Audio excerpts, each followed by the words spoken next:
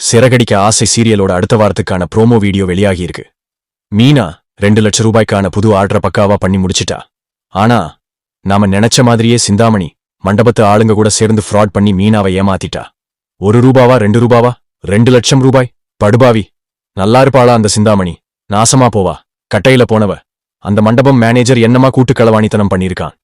கொஞ்சமாச்சும் மனசாட்சி இருக்கா? ஏமாத்தினது மட்டுமா? பணத்தை கொடுங்கன்னு கேட்க போன மீனாவ ஆள வச்சு அடிச்சு துரத்திட்டான் அந்த மண்டபத்தை நடத்துற பொறுக்கி பய. இவன்லாம் நல்லா இருப்பானா? அது மட்டுமா, மீனாவை நல்லா வச்சு செஞ்சிட்டேன் அப்படின்னு பண்ணின ஃப்ராட் தனத்தை ஃபோன் பண்ணி விஜயாவுக்கு சொல்லுறா சிந்தாமணி. அந்த பூசணிக்கா விஜயா சந்தோஷத்தை பார்க்கணுமே வாய பொளந்துகிட்டு சிரிக்கிறா. இப்படி ஒரு நாசமா போன மாமியார் இந்த உலகத்துக்கு தேவையா? ஆள வச்சு தூக்கிறனும். மீனா பாவம். சொந்த மாமியாரே இப்படி பண்றது ரொம்ப கஷ்டமா இருக்கு.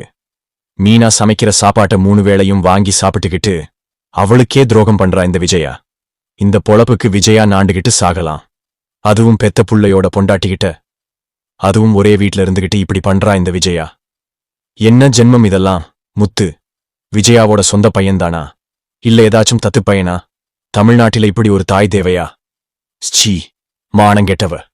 இது மாதிரி ஒரு கேவலமான மாமியார் இருந்தா குடும்பம் விளங்கிடும். முத்து ஊர்ல இல்லாத நேரமா பார்த்து மீனாவுக்கு இந்த கொடுமை நடந்திருக்கு. முத்து மட்டும் இருந்திருந்தா இந்த சிந்தாமணிய உண்டு இல்லன்னு பண்ணியிருப்பான். வரட்டும் அவன். இந்த மாமியாருக்கு ஒரு பாயசத்தை போடுங்க டைரக்டர். ஐ திங்க் இந்த சிச்சுவேஷன்ல மீனாவுக்கு ஸ்ருதி ஹெல்ப் பண்ணுவான்னு நினைக்கிறேன். இந்த டைரக்டர் மீனாவை ரொம்ப கஷ்டப்படுத்துறாரு. ரோஹிணிய காப்பாத்த டிராஃபிக் போலீஸ் லவ் ஸ்டோரி, முத்து டிராஃபிக் போலீஸ் சண்டை, டிரைவிங் ஸ்கூல் மூடல், மீனா சிந்தாமணி பஞ்சாயத்து, ரவி ஸ்ருதி அம்மா சண்டை, மீனா தங்கச்சி லவ் ட்ராக், வித்யா முருகன் லவ் ட்ராக் அப்படின்னு என்னவெல்லாமோ பண்ணிக்கிட்டே இருக்கிறாரு இந்த டைரக்டர். போற போக்க பார்த்தா 2055 வந்தாலும் ரோகிணி மாட்ட வாய்ப்பில்ல ராஜா அப்படின்றதான் தோணுது. பேசாம சிறகடிக்க ஆசைங்கிற டைட்டில மாத்தி ரோஹிணிய காப்பாத்த ஆசைன்னு மாத்தி இருக்கலாம். நெகட்டிவ் கதாபாத்திரங்கள் இந்த சீரியல்ல நிறைஞ்சிருக்கு. அதுக்கு மட்டும்தான் முக்கியத்துவம் கொடுக்கறாரு டைரக்டர். இத பாக்குறப்போ எரிச்சல் தான் வருது. மக்களுக்கு பாசிட்டிவா எதுவுமே இல்ல. சிந்தாமணி பெரிய பருப்பு மாதிரி பேசுறா. மீனா இந்த தொழில் பண்ணலனா சிந்தாமணிக்கு இந்த சீரியல்ல வேலை இல்ல. அத புரிஞ்சிக்காம ஓவரா ஆட்டம் போடுறா இந்த சிந்தாமணி. மீனா பேச வேண்டிய இடத்துல எதுவும் பேசாம தேவையில்லாத இடத்துல மட்டும் பேச வைக்கிறாரு இந்த டைரக்டர். இந்த கதை போற போக்குல முத்துவுக்கு அரசியல் டயலாக் வேற.